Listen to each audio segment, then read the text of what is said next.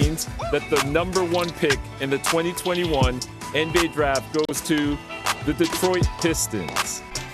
Who's got the number one pick in this year's draft? Who's got the number one pick in this year's draft? Basketball! Select Isaiah Stewart.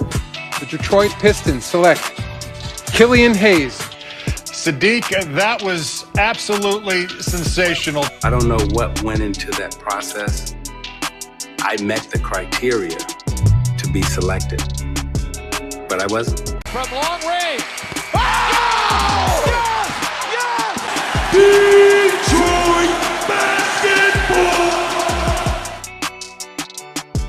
Pistons fans, welcome back to another edition of the Palace of Pistons Podcast, part of the Believe Podcast Network. I'm your host, Mike Anguilano, and joining me in a duo podcast this week is Jasper Apollonia. Jasper, how are you doing, buddy?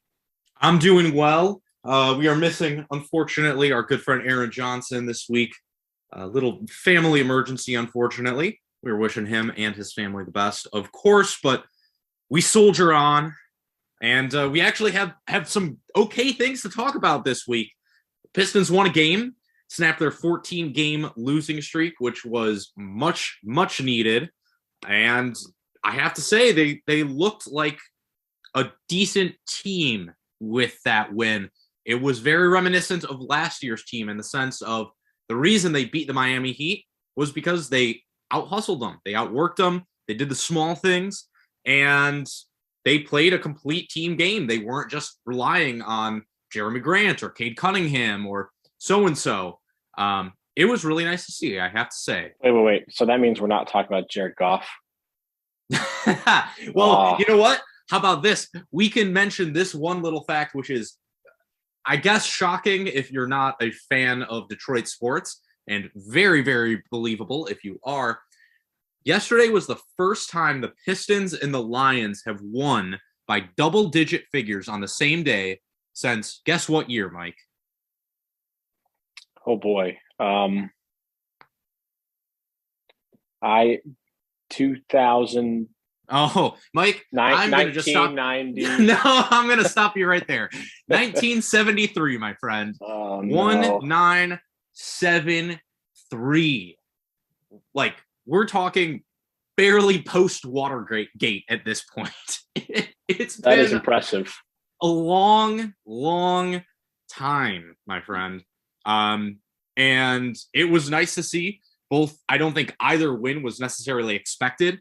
Certainly not the Lions one. No. Certainly not the Lions one. The Pistons one maybe a little bit more so when Max Strus is the big guy you have to deal with on the opposing team. That's not so bad, but yeah, 1973. So big day for Detroit sports. They really needed that one. We look forward to their next big day next year. Yeah, or in the next, or 50 years from now, whichever comes first. Do you know what the Lions are against the spread? They are 9-5. 9-5. That's pretty impressive. I mean, that makes it very difficult to bet against them, and it makes you think a little bit twice. The record's very deceiving, isn't it? It is deceiving. But Mike, where would I go to place a bet on the Lions, for example? Jasper, you are way ahead of the game, and certainly way ahead of Aaron in hitting that softball I just lobbed up to you. The place that you can go to, of course, is Bet Online, and that's one of the sponsors of our podcast, Bet Online, and they are back and better than ever with a new web interface for the rest of the NBA season, or what's left of it before it gets wiped out by COVID. Plus, props, odds, and lines, more of them than ever before. Bet Online remains the number one spot for all the basketball and football action this season. Head on over to the new updated desktop or mobile website to sign up today and receive your 50% welcome bonus on your first deposit. Just use the promo code BLEAV50, that's BLEAV50, and you get your 50% welcome bonus on your first deposit.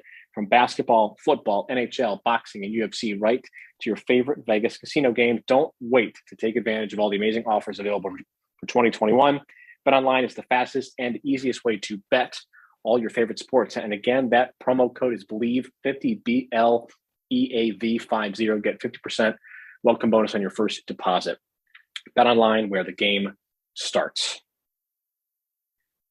Thankfully, I was able to toss up a little segue there and you're able to nail it, that's a home run.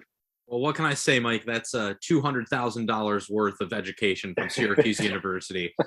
Shout out to the good folks at Newhouse. Appreciate it. Yeah, well, hey, at least I was going to say, we have 2 sponsors, so, I'm getting something paid. Something is going right. That degree went to use.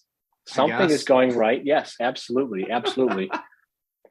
So we have more of a rough and ready podcast here today. A lot of the league is, of course, currently in testing protocols or health and safety protocols, depending on what stage. Several teams have outbreaks going on, including the Sacramento Kings and the Cleveland Cavaliers, amongst many others, many players in health and safety. And this is a very interesting time for really professional sports in general. The NHL maybe going the most extreme route, not allowing travel inside or outside of the U.S. into Canada.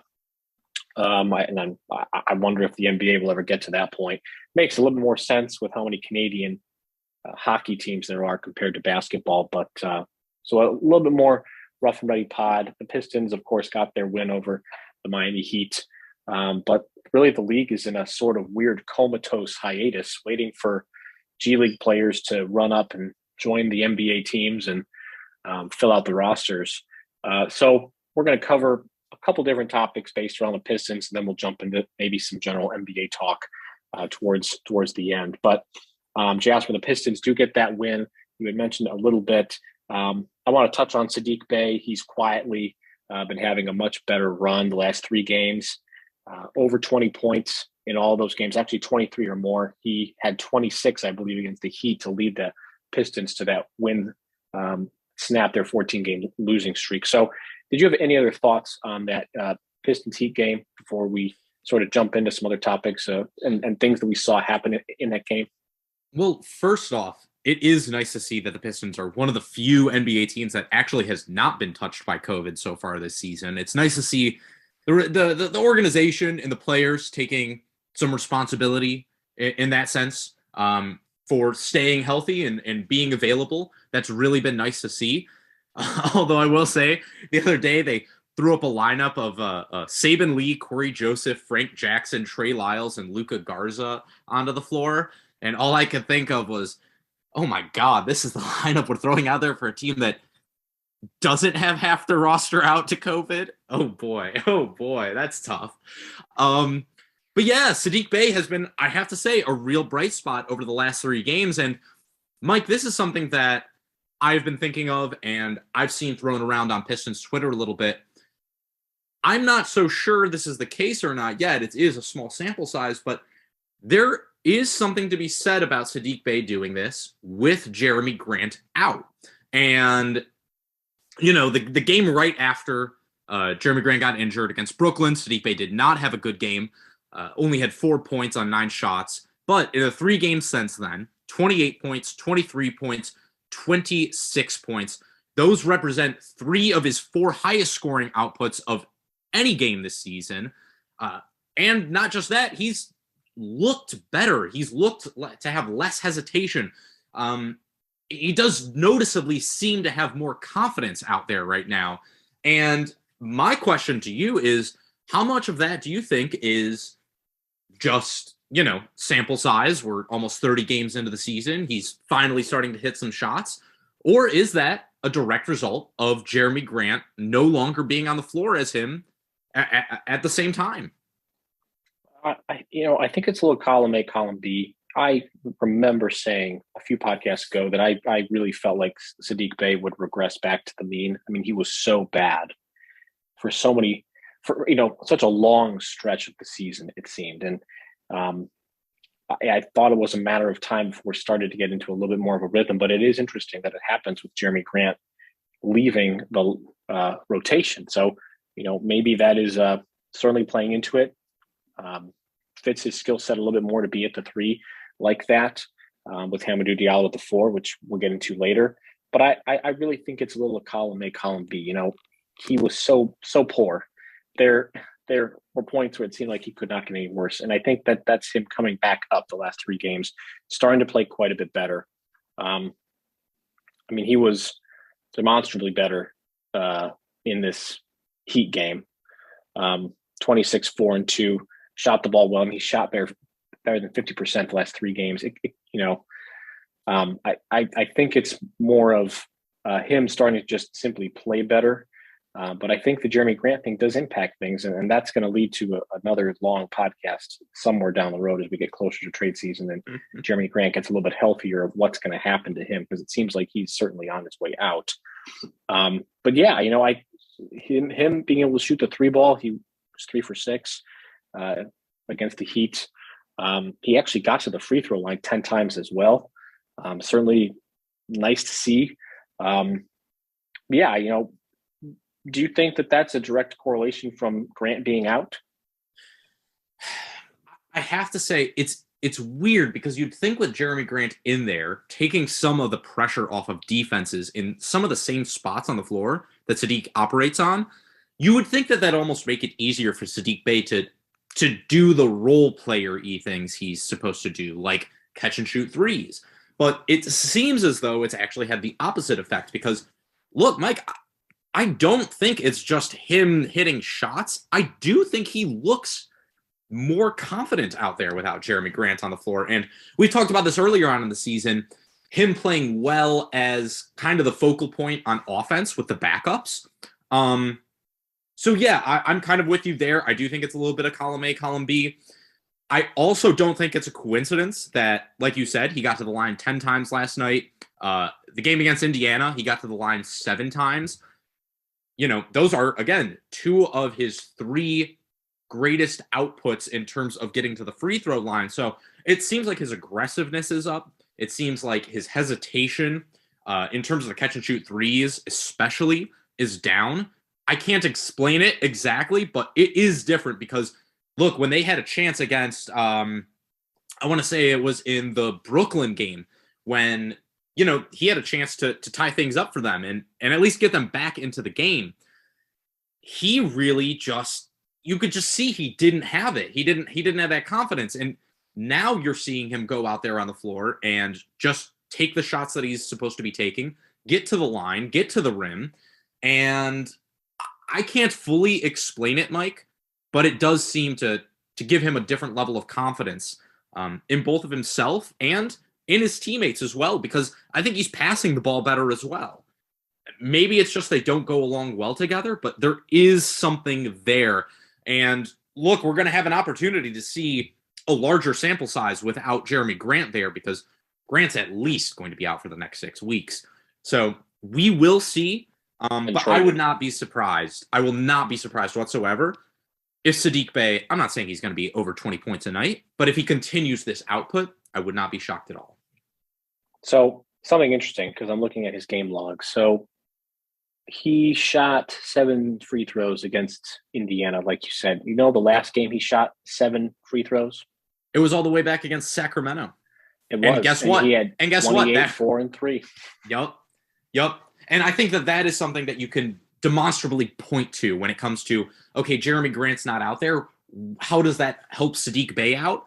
I think that they operate in so many of the same places on the floor that they're almost a bit redundant together. And without Jeremy Grant there, Saddiq Bey is able to get to the line more often because he's able to have more room to slash to the basket and drive a little bit more without Jeremy Grant kind of taking up those same spots. So perhaps that's what it is. Perhaps it's sample size. We will get a chance to find out which one of those things is the case, though. But yeah, right. Him getting to the free throw line, I think, is the biggest indicator that Jeremy Grant not being there is directly affecting his game in a positive manner. Mm-hmm. Yeah. So let's jump into another sort of tidbit that we've seen over the last couple of games, and that's Hamidou Diallo playing at the 4. He had 15, 7, and 2 against the Heat yesterday, 7 of 10 shooting. Again, pretty good game. I thought he was their most effective offensive player. I know Saddiq had 26. I thought Hamidou Diallo was the most dangerous player on the floor for the Pistons last night. And that's pretty interesting. And, Dwayne Casey hinted at lineup changes, maybe even before Jeremy Grant got hurt. Can't remember, but trying to think back to the press conference. He did. It was literally the game before. It was literally the game before. I'm not sure if he had Hamidou at the 4 in mind initially. Maybe losing Jeremy Grant forced his hand a little bit. But What do you think about Hamidou Diallo at the 4 going forward? For me, I think that is where he should be playing in the near future, without a doubt. Because, one, he is so athletic that it is difficult for opposing force to step up with him. And you saw that really in play last night against the Heat. The Heat had no answer for him. When he got going towards the basket, they really had nobody that could step up and guard him. Obviously, part of that is, they're missing they're missing 3 of their probably 4 best players, and Tyler Hero, Bam Adebayo, and Jimmy Butler. But look, that's what Diallo has to do in order to remain effective. And I think that he's been good enough on the boards as well, and that the players around him are okay enough at rebounding to where you don't have a big drop-off there if you're playing him at the 4.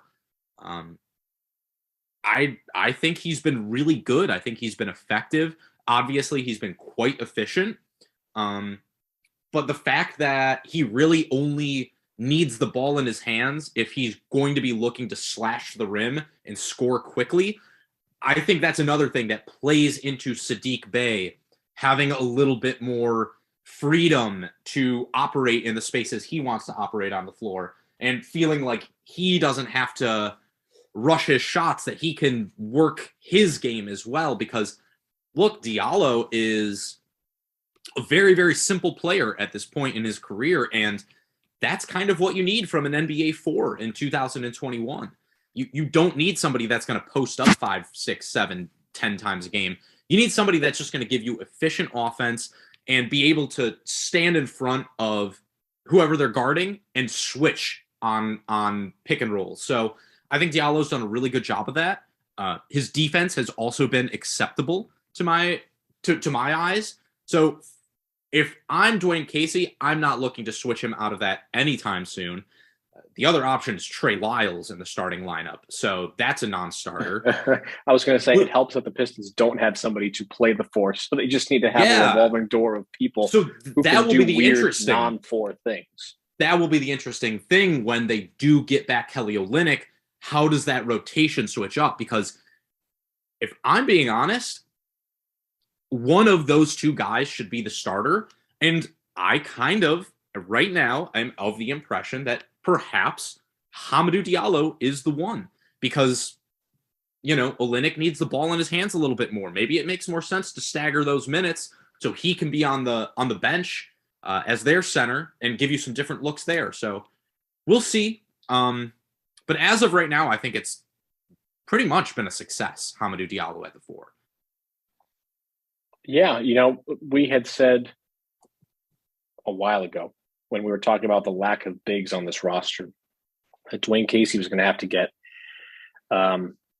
creative, especially when it's a matter of trying to find some offense. And Hamidou Diallo being able to whip around the floor a lot faster and do non-4 things to kind of mess up the opposing defense is sometimes how they're going to have to, work. We didn't know if it would be Hamidou Diallo. I think we kind of thought Josh Jackson could be it, and then he didn't play at all yesterday. He didn't log a single minute. So it'll be interesting to see how that progresses moving forward. And yeah, we don't have an update on Kelly Olynyk, do we? No, I don't believe we're going to get one for another week.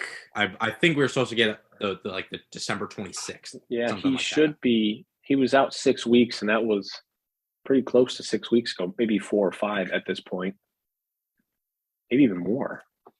It doesn't really matter if we're being honest. It's just one of those things where they go, look, it's 6 weeks. He'll be reevaluated. Whenever they do, they're certainly not going to be rushing him back. Right. At this point, there's not really much reason to. But it would be nice to see him back out on the floor, because I know Trey Lyles actually had a solid game last night, but he's been pretty much horrible for most of the season. Again, last night he was good, but that's just one game. It's not working with Trey Lyles, especially when he has to play the backup center. That is like, oh boy, what are we doing here?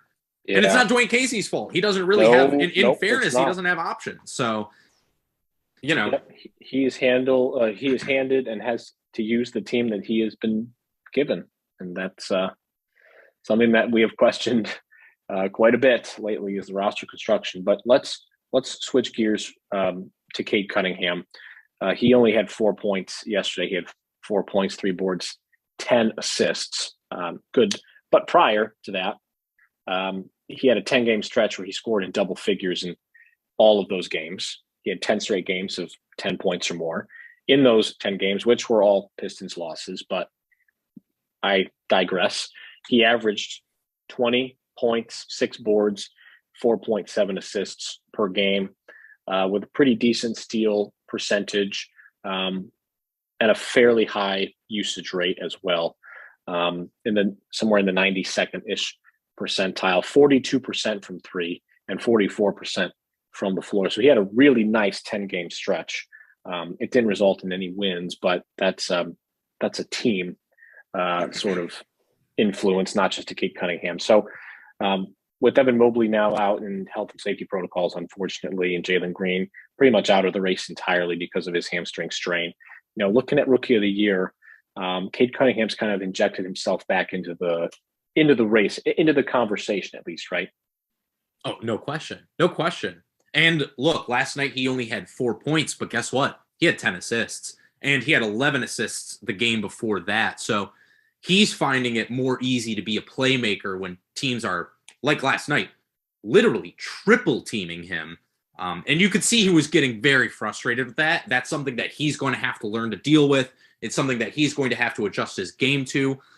You definitely can see why teams would do that. It's not like there's a whole bunch of other options for the Pistons on offense. Right. But I thought he did a good... I'm sorry, go ahead. No, after you. Well, and his turnovers are high. And his turnover percentage in that 10-game stretch was 18%. That's not the greatest. That's somewhere in the 20th percentile. It's pretty bad. He had a turnover percentage of 30% yesterday, against the Heat. Still high, but again, that's a product of him being hot, being a good shooter, and there's also very limited offensive options. So teams can hone in on him a lot more, and it's a matter of him learning how to get out of those situations, find the open man, or at least kick it back out to restart, the set. Not quite there yet, but again, it's a product of the Pistons not really having the personnel to do anything to counteract that. No, and it's funny whenever you get somebody who's not somebody that watches the Pistons regularly, a national person, they watch them, and it feels as though every single time somebody does, they end up tweeting out, "Oh, now I get why Cade is second in the has all these potential assists." Got it. I got it. No one can hit a shot on this team. Right. Look, I'll say this. I think that over the last 2 games, he did turn over the ball. 4 turnovers last night, 3 the night before. But I'll take a 21-7 assist to turnover ratio, especially when you add in that he had 4 steals on top of that over the last 2 games. I will take that any day of the week. And that's just part of what happens when you're a young point guard on a team without much skill. You're going to turn over the ball. We knew this was going to happen. Even coming into the draft, that was the number one knock on Cade was 1, is he athletic enough? 2, the turnovers. So this isn't a surprise. I think the way you have to look at it, if you are watching the Pistons, is he has at least one steal in each of his 9 last games. That's really good. He's also, has all these assists that start to get racked up over these last couple games as well. And he's scoring a lot more easily. He's scoring more efficiently. It's not a surprise that he's working his way back into the Rookie of the Year race. And as of right now, I think it's a 4-man race. For me, it's Cade, Scotty Barnes, Evan Mobley, and a guy that we weren't super high on coming out of the draft, Franz Wagner, who has been, I think, a really, really great piece for the Orlando Magic this year. He's doing a little bit of it all. I know, Mike, you and I, we kind of agreed on this. We saw him as like a super role player, like a poor man's Andre Iguodala coming out of the draft. And I don't know if poor man is the word I would use to describe it, because he's been just really, really good. Yeah, period. He has been really good. He looks a lot bigger and stronger. Maybe I just wasn't watching enough Michigan basketball. He looks bigger. Oh, he is. When he was at Michigan. He is bigger. He's grown probably 2 inches. Probably 2 inches since he started at Michigan. He's big. And boy, he can do it all. And that's the cool thing about all 4 of those guys, is they're all kind of showing you a complete skill set. Evan Mobley obviously has been fantastic on both ends of the floor. I wouldn't say he's the reason the Cavaliers have been so good. I think that lies more on Darius Garland and Jared Allen's shoulders, but he has been very good for them. Scotty Barnes, same thing. And Cade, like we said, is working his way back into it. That's the guy I would not be surprised if by the end of the year, even though his numbers in terms of efficiency are not as good as the other 3 guys, I would not be surprised if at the end of the year, he has the highest number of counting stats among them and also matches up pretty well in terms of efficiency, because you're really seeing him come on, especially over these last 12 games. Yeah, he has been, they were all losses again, but still very fun to watch. And we've said this the whole season that, it was going to be a tough watch, but watching Cade Cunningham at least is worth it. But let's look at the other point guard in the backcourt there for Detroit, and that's Killian Hayes. We seem to have this conversation every couple of weeks. People are up and down on Killian. He did have 8, 4, and 10 in that loss to Houston. He had 11 points against Miami. That was his first double-digit outing since the beginning of the month. Since the 2nd of December, he had 10 points as well. So the offense is raw, to say the least.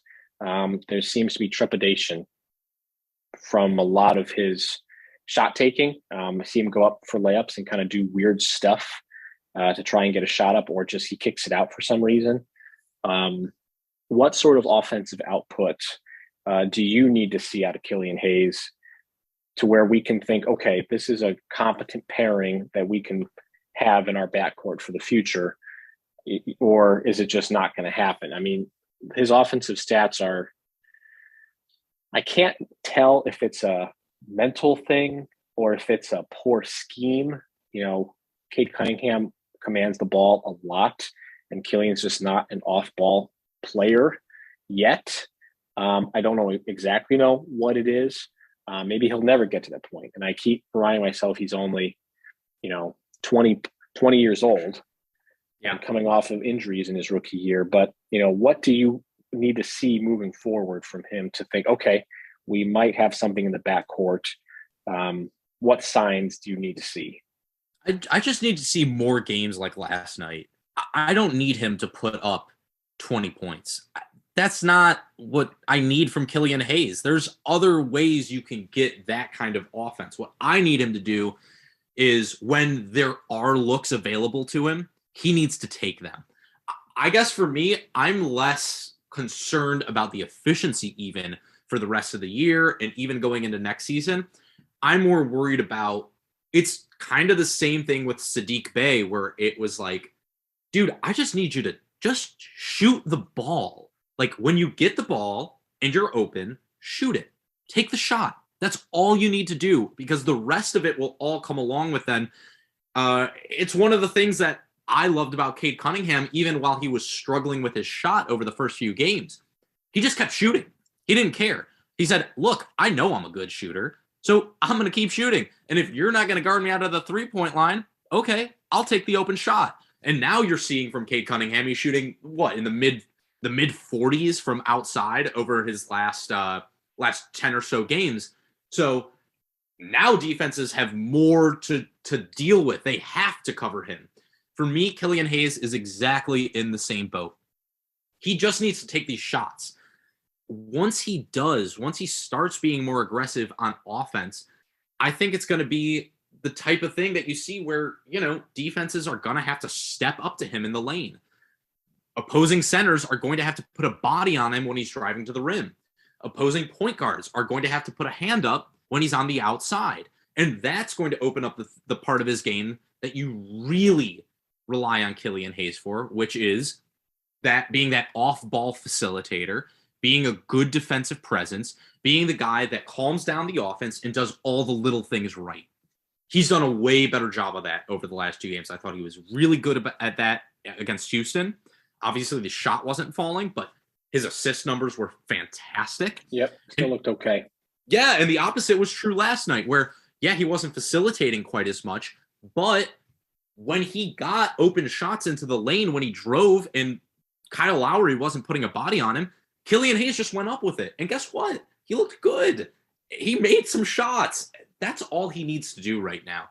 I don't need to necessarily see the efficiency. I don't need to see 15 points a game. I just need to see 10 points a game. That's it. And if you can give me that kind of offensive output, I think that you, as a player, are enough of a threat next to Cade Cunningham. And defensively, Killian is so good when he's on that you can create a backcourt that is just going to wreak havoc on opposing teams.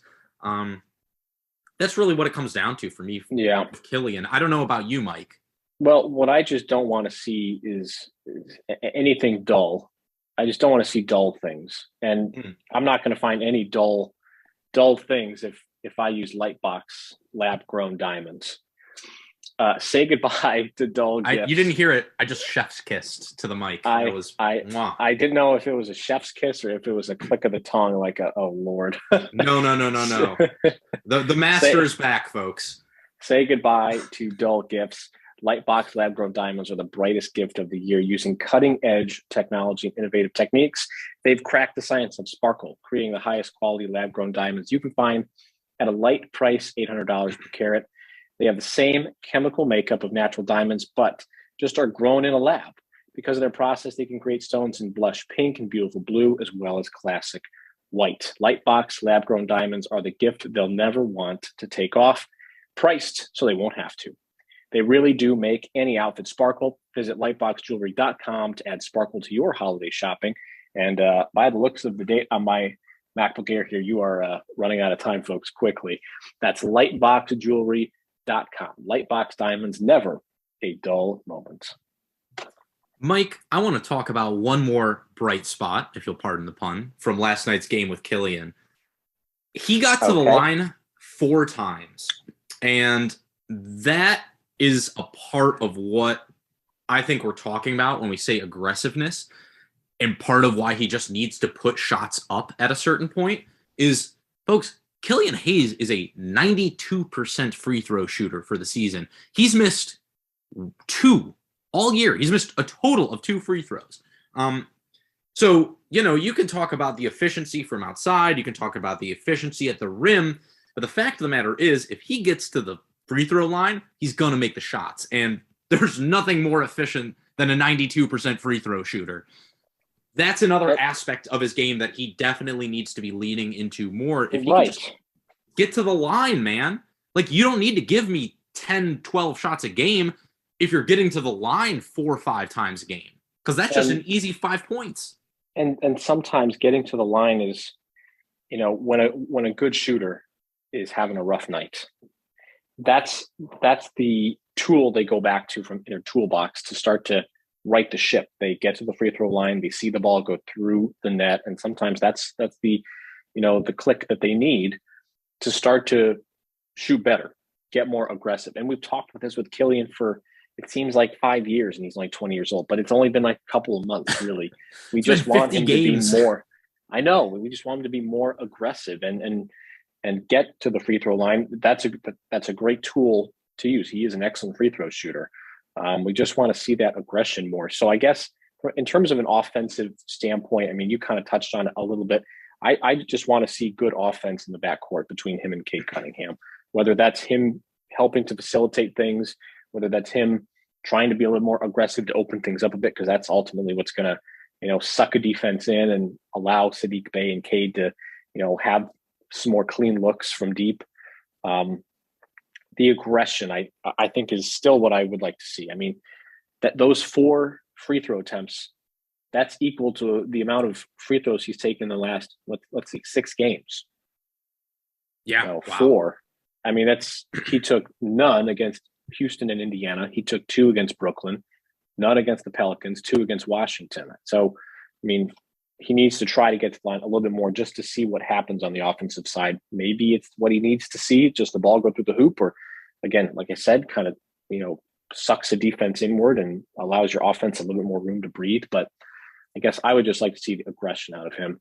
Yeah. Well, you know what, Mike? Nothing else. You wanted to say, you asked me, like, what kind of numbers do I want to see from Killian Hayes? Here's what I want to see from him. Get to the line 4 times a game. That's it. That's all I want to see from him. If he's doing that 3.5 times, 4 times per game next year, you know what? I'm not going to be worried because I know that the rest of his game will come along. If that's the case, if he's getting to the line at that kind of a rate, then the rest of his game will be fine. Because look, other than scoring, is there anything Killian Hayes is not good at? He's a tremendous passer. He's a tremendous defender. He's a good rebounder for a guard. He has good leadership skills, great size, good leadership skills. What is he bad at other than scoring? I can't think of a single thing. Genuinely. I mean, look, he's cut his turnover numbers in half this year. He's only turning it over 1.5 times per game. So I don't really have many criticisms of him other than the scoring. So look, if he's getting to the line 4 times a game, 3 times a game, that means that he's being more aggressive. That means that he is pressuring the defense, and it means that he's making demonstrable strides in the one area of his game that he needs to improve upon. It's probably the most important thing that he, that a player that's struggling in the way that he is right now needs to improve on, but I think it's very, very doable. I really do, because he's got the size. He's got the skills. If he attempts 5 free throws, that's a career high. Wow. Wait, that's a career. He's never even shot 5 free throws in a game. Nope. I'm looking through here on Cleaning the Glass, and he's attempted 4 free throws 3 times this year. I'm looking back to last year. 2, 2, 2, 2, 1, 2, and then 2. 5 free throws would be his career high attempted. Wow. I mean, but that right there just says it all, because it's like, hey, if you can just get me those shots, and even if you just leave your field goal attempts still stay at like 7 per game, if you can just get to the line 3 more times per game, you're adding an extra 3 points. And now, guess what? We're at 10 points per game. If he gets to the line 3 times, it's 6 points. That's what I'm saying. It's like there's a reason that this is the number one thing you can improve upon, and he doesn't need to be shooting 45% from the floor. Even he doesn't even need to be shooting 42% from the floor. If he can do all those other things and just get to the line and shoot free throws at a 90% clip, he'll be fine. And I'll have no issue in giving him yet another year to grow with Cade Cunningham. But look, if he can't do that, then of course you need to start thinking either A, this is a bench player, or B, we need to just move on entirely. Yeah. I would be more starting to apply some rim pressure would be a good start. For me, I would prefer to keep him around and put him on the bench, because I think anytime you have a player that can create for others and also play really good defense, that's somebody that you want on your team at some point. I think of Lindsey Hunter is actually, I think, a great example in Pistons lore of a player who was just like that. Not a great scorer by any means, not very efficient, but boy, did he help them win some games. When was Lindsey Hunter drafted? Oh, of 96? When in the draft? Oh, 94 he was drafted. He was a first rounder, wasn't he? I'm actually trying. Oh, he's the 10th pick. 10th pick overall. There you go. 10th pick overall, yep. And look, that's another example of a guy who might have been miscast as a starter, but he Perhaps, sure was a useful backup, wasn't he? So sure, absolutely. If I look at Killian and I say, hey, look, just be more aggressive, get to the line, do more of that stuff, and I really do believe the rest of his game will come along, because overall I think he has actually been a positive player this year for the Pistons, but what he's doing just isn't enough without the scoring, period. Period. End of sentence. Jasper, this has been a good podcast. Do you have anything else that you want to touch on? I know that the NBA, like we said earlier, is a little bit in flux because of so many guys out with COVID and games being pushed back. Is there anything else you wanted to touch on with the Pistons?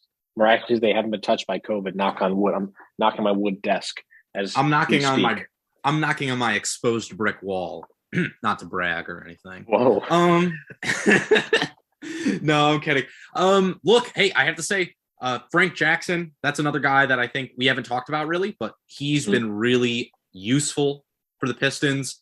And I'm also interested to see over these next couple of weeks how the Saban Lee, Corey Joseph playing time situation plays out, because they've kind of been switching off in terms of one guy has an okay game, the other guy has a crappy game. That third point guard, so to speak, position, I'm intrigued to see how that plays out for the rest of the season, because boy, I'm so ready to move on from Corey Joseph, as I think all of us are. Yeah. And what makes it even harder is that Saban Lee's done everything right in the G League. He's clearly a guy who does not need to be in the G League. Yep. Hey, but you know what? I'll say this. It's nice to have Aaron Johnson and our other contributors covering the G League, covering the Cruise. Or not the Cruise. It's excuse me. It's been nice to see, and we are looking forward to that Isaiah Livers profile coming from Aaron as well. I'm really looking forward to reading that. So yes, absolutely. We'll have more on Saban Lee and Luka Garza and all of everybody's favorite G Leaguers, including Davidas Servidis, who has been playing well as well. So Yes, definitely. And please be on the lookout for that. Again, we do have written content as well at palaceofpistons.com. Haven't done a roundtable in a bit, but might have to dust off the roundtable and try to get everyone back and involved in that. Love it. Like Jasper said, covering the G League as well, the Motor City Cruise. So please give us a look on our website and all of our written content in addition to the Palace of Pistons podcast. So that's going to do it for this edition of the podcast. We'd like to thank our sponsors again, BetOnline. Again, you could use the promo code BLEAV50 and get 50% off your first deposit. BetOnline is where the game starts, and to our other sponsor, Lightbox. Again, goodbye to those dull gifts, and Lightbox Diamonds, never a dull moment. Jasper, thank you very much for joining me. And I'm your host, Mike Anguilano. Thank you, guests and listeners, for all of the listening that you've done. We really do appreciate it a lot. We'd love to see those numbers go up, and we'd love to provide you Pistons content. Now that they are back in the win column, maybe you'll ignite a little bit of energy.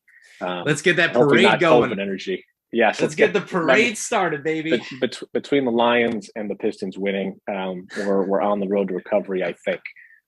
So that's going to do it. Once again, thank you all for listening to the latest edition of Palace of Pistons podcast, and we'll see you all next time.